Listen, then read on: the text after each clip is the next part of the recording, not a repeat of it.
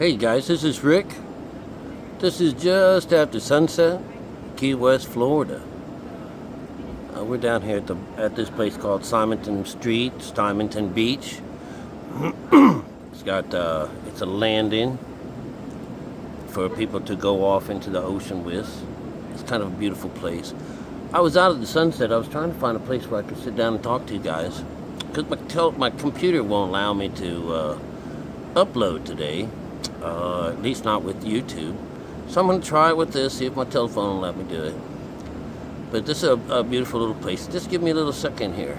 I'm going to pan up to show you that the moon is even showing up in today's work. You see that? Isn't that pretty? Isn't that nice? It's just so wispy in the clouds. It's just a beautiful, beautiful place. But anyways, yesterday, what's going on with this? How come it's so foggy? Hello? Maybe it's my moving. You guys are going to get sick watching this. Alright, but anyways, real fast, just to make this a quick lesson. That lady that they were going to stone because she was an adulteress, we only got one little line out of that I was showing you. But you know, you have to know the whole story of it. And the way it is, it shows up that, you know, while Jesus is at this place called Mount Olive, he is gathered a mess of people around him. And as he sat there, he decided he would teach them something. But anyways, there was this woman pulled up in the midst of them, you know, and these Pharisees, they said, you know, hey, this gal here, she's an adulteress. And by Moses' law, we're supposed to stone her to death. And he says, you know, they're poking at him and they already know what the law is on it. And so what they would do is they continue on, but he would stoop down, and he would play with the earth, sort of like run his fingers through it, or writing on the ground. And so what he was doing is, you know, he was trying to ignore these people, because, you know, this is that story of Sodom and Gomorrah, when the male and the men of the town came and keep knocking at the door, and they're trying to impede you from going someplace. That's the same kind of story. So so kids even tell you in there that Jesus just stoops down and he's trying to put them out of his mind. And they keep at him and say, hey. So he rises up and he's telling them, you know, hey, let you who is not a sinner throw the first stone. Now, this is to try to solve all the problems. This is what happened, is that all of these people left one by one, all of her accusers, and the eldest was the first to go. That means, you know, the firstborn, you know. So it's when you have to, you know, sacrifice the firstborn. So all of these people, this was that left side of us that, you know, is now. They left the area because they were convicted by their own consciousness. So none of them could throw the stone, but you have to understand is that's the whole idea, this purging that goes on to the left side, all right, which is nice. So Jesus, he says to this gal, he says, so, you know, what's going on? Where's all your accusers at? She says, there are none. And he asks, you know, so what's up? And she says she was not with the man. And so what that winds up being is that, no, she never took this lower conscious on. And he says, well, perfect. Well, I have no problems with you either, so go on. So you see, other than the woman in the midst, all guys were left. All the men were gone. And the only person that was left in the midst of things was this Jesus and this woman. This woman. She didn't have a name, just a woman. So that's the spiritual side. This is when you make it over to this other side. It's just you and this Lord. It's just you and this beautiful thing. There's nothing else, you know. And it's just a simple little story. But you know, most of the time, what I get into a little bit of trouble with these days is they say, you know, well, it can't have anything to do with Buddhism, it can't have anything to do with Hinduism. They are not the same. And I argued that a lot because, what I'm looking for, they say, that's one world religion and stuff like that, and I'm sorry, there's like these booger picking morons thinking like that. How about if it was one world religion, that there was one, and that something happened to us that separated us from the one and separated us into the many and made us all fight each other. But deep down underneath all of our scripture, it's the same. So what happens here is, I talk to the story. I tell you the stories of the shocker stories of the Bible, and I've told you a few of those. But I wanted to show you how they relate to other stories that are out there, like say something like the Medusa, that Greek story with Medusa and the snaky-headed woman. Now, I'm going to just go through it real fast. You know how I am. I just kind of synopsis right on through it.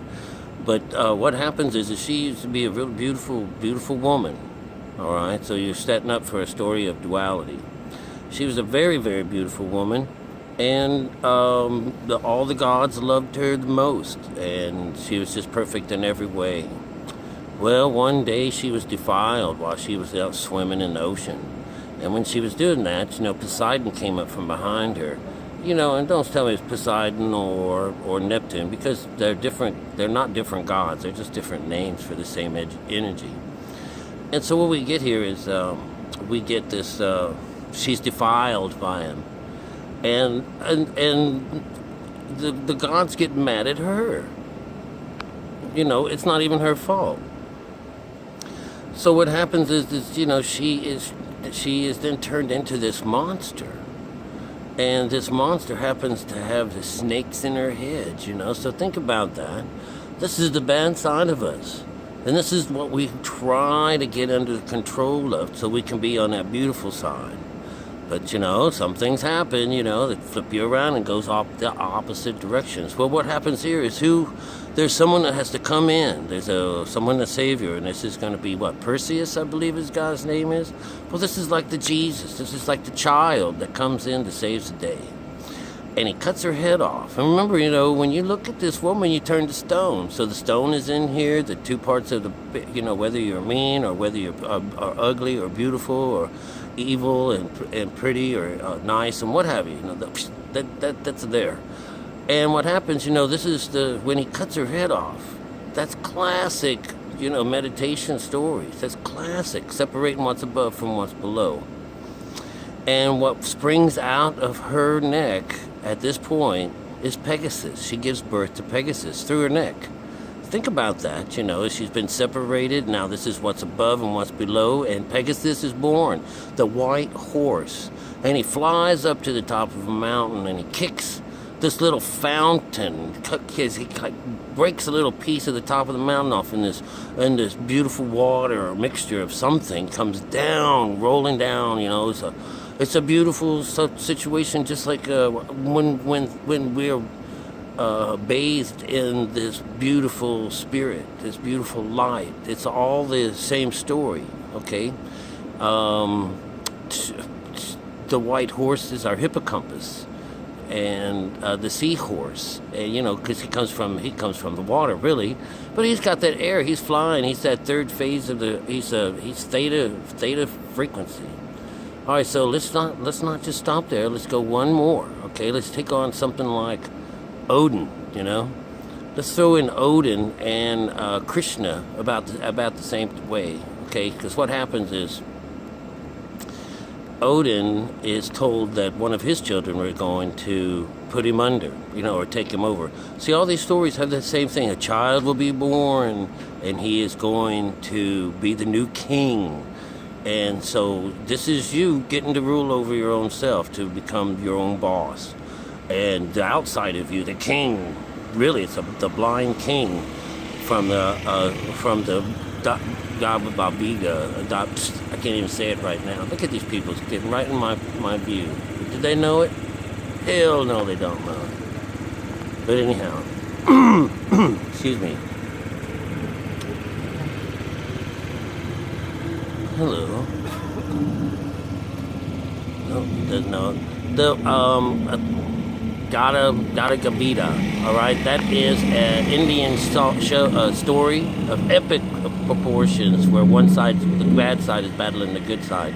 Same story. You could say that could be Revelations and, any of these stories where you're fighting the good and the evil.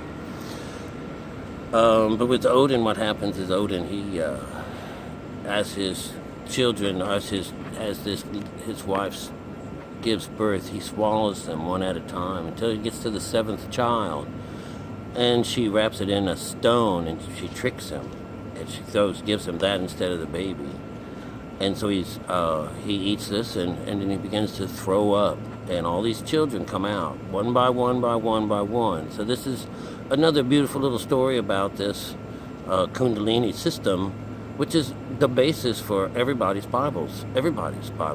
You'll find that Devaki, this is the mother of Krishna, had to go through the same thing that went on with Odin. Her brother actually was the big monster, and she's a sister, so you already have this kind of family type thing, and he's not going to give up his throne. He was told on the way as his sister was getting married to his best friend. Something came from the sky and told them that she was going to have a baby, and that baby was going to take it over. It's always that way. So you got to save him. You're always trying to save this baby. Jesus, all these have to save him. You got to do something with them. So what did they do with this one? Every time she gets ready to have a baby, this guy comes down, has her imprisoned, and every time he gets wind of it, kills the baby, smashes up against the ground. Why would this woman want to keep on having babies so that this man could just keep killing them? Because that's what he promised to do. Well, anyway, some miraculous happens around the seventh one. It's not easy to explain, but there's something interesting that happens between that last baby, which is all encompassing of the stories, because in order to save that baby, the doors of the kingdom and all the guards, all the men guarding this gated place and this cell fell asleep, and they were able to sneak this baby out. See, this is the consciousness actually going into meditation, and now the baby's free. All right, so they put it in a basket, put the basket over the top of his head, and walked with it to safety. He went through water, and the water split, and he went through the wind, and he finally made it over to the other side. This is Moses. This is all kinds of stuff. When Moses was born, and with the splitting of the water, it's just where do we stop? Where can we stop? Why do we have to stop? All of these stories, they're all underneath the stories. There would be a peaceful world, a one world religion, where everyone is basically worshiping one God and accessing Him by going through meditation.